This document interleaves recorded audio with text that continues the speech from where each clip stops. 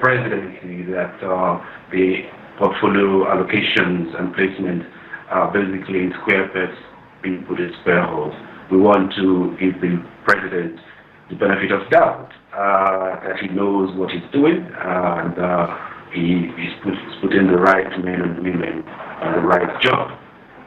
He's obviously picked a lot of the speculations and calculations out there, and we want to put the weight for over 3 months behind us and focus on the big picture. Now the men and women are on board, let them hit the ground running, and I think that would be my quick summary of the thoughts and my thoughts on the portfolio.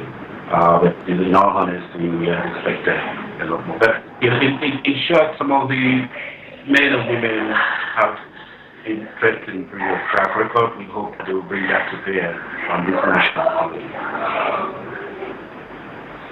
Right. Which of the portfolios caught your attention the most? Chike. Sorry, I didn't get that. Well, first I'd like to quickly ask you to find a way to step away from the noisy part of the area you are speaking to me from so we can hear one another well. And then you can then answer this question. Which of the portfolios struck you, was shocking to you when you saw it yesterday? Well, a good example that I don't want to join the Joneses, like they say, is the transport allocation to the former governor of Rivers State. I don't know how much he understands of the transport sector of Nigeria. One can say if he has governed the state, maybe he would understand that better. But actually, the transport and aviation sector of Nigeria requires a lot more technical understanding of the critical problems we've been facing. We don't have a national carrier anymore, and a lot of even the private lines that are operational in Nigeria need proper regulation and control. One of the things people tell us here in the diaspora is that our airlines are like taxi services in all the places. I mean, flights are cancelled without proper consultation and due regard to processes and normal ways of doing business internationally. So we hope that he would be able to deliver on the real big gap that there is in the aviation sector. Just to say, our roads and road network are still operational of the 1970 framework. Today we're talking about mass transit processes that move people around the country, and I hope they will deliver on some of those expectations from Nigeria. That's just to give you an example of some of the surprises we saw. Right. So, in spite of the different opinions out there right now, the team has already been constituted, and they're ready to get to work. In fact, some of them have started working immediately. So, tell me, what is the immediate task and challenges you see ahead of them as a team? For me, some of the immediate tasks I see ahead facing the ministers is basically, the business of government or governance is not, it's a continuous process. We've had governments before, administrations before, so it's not like these ministers are just coming to start from the scratch. So one of the things, tasks I expect them to hit the ground running with is how to pick up what their predecessors left and finish it. Nigeria is full of uncompleted projects, and we're hoping that we will now begin to see change in that direction, whereby we can complete programs and activities and projects that were initiated, especially the good ones. I think that will be one of the key immediate tasks that is facing ministers. And of course, they have to initiate their own new agenda and their own new policy direction. Is a new party, a new government in place. So they make commitments and promises to Nigerians, which they need to deliver on. So they need to put that in place. And of course, we're talking about hitting the ground running with a civil service that has been rudderless for the past few months with no clear policy direction. So that's also something they have to give and give some leadership on. And more importantly, we recall that previously we had about 30-something ministries. Now some of them have been merged, and a couple of agencies and departments have also been merged. So the ministers will have to deal with that challenge of actually navigating and walking around the new structure they've inherited. So I think and most importantly is also the issue that Nigerians have been waiting for things to happen.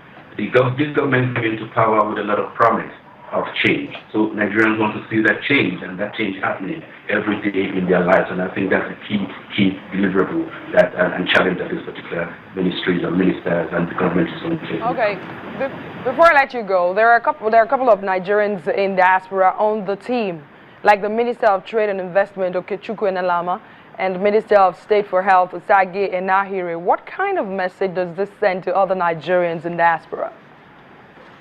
Well, I'd like to start by saying that this is not the first time Nigerians in the diaspora have been called to come and serve. It's happened before in several administrations. Now, what is the message here? The message basically says that Nigerians out there in the diaspora are doing something good that shows them how to be called home to come and serve. And my message is especially to the ministers who have been drawn from their services abroad to come and serve at home is that you know how business is done abroad. You've been exposed to so many systems and processes, and we want to. And I think one of the key reasons why the president has brought them back is to be able to bring some of those experiences to build their networks and contacts to benefit Nigerians. For those of us out in the diaspora, it's also, we're all Nigerians wherever we are. It means that there's also opportunities for us to be able to give our little quota in whichever way. We don't have to be ministers to contribute in serving our country, and I think that's the message I get. Right. These appointments. All right. Thank you. Well, Chikezie Ayawu, thank you so much for speaking to us on Network Africa. He's the Director, Plan International, African Union Liaison Office from Ethiopia. He's back to us from Ethiopia.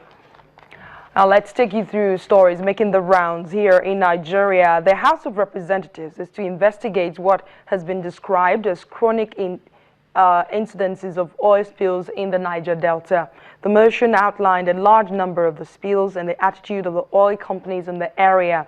The House has also urged the Department of Petroleum Resources and National Oil Spill Detection and Response Agency to be more proactive in their supervisory roles.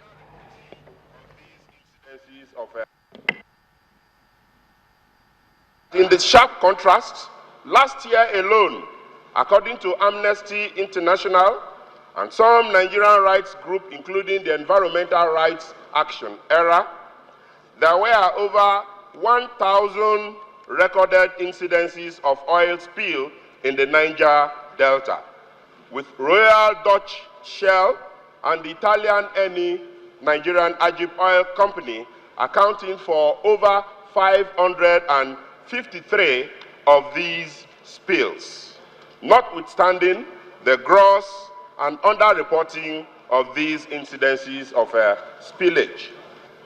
That rather than own up to their culpability and do the needful, as is usual and convenient, the cause of spills is routinely attributed to illegal oil bunkering or sabotage, and the impacted communities left to their fate. Concerned that these figures are seriously alarming and that the oil companies have clearly and manifestly lost control of their operations in the Niger Delta. Conclusively concerned that if decisive action is not taken to combat the reckless and criminal conduct of the oil industry and firms, structures put in place to have the oil companies comply with international best practices in their operations, the Niger Delta will suffer irreversible environmental catastrophe. And that's Network Africa today. Thank you so much for watching. Before I let you go, this is the question of the day. What are your thoughts on the newly sworn-in ministers and their portfolios? What are your thoughts on the newly sworn-in ministers and their portfolios? Please send your answers to networkafrica@channelstv.com and find me on Twitter at @AdeshowaJosh to tell me what you're thinking. Network Africa at channelstv.com and find me on Twitter at @AdeshowaJosh. Thanks a lot for watching. I'm Adeshowa Josh. I'll see you tomorrow.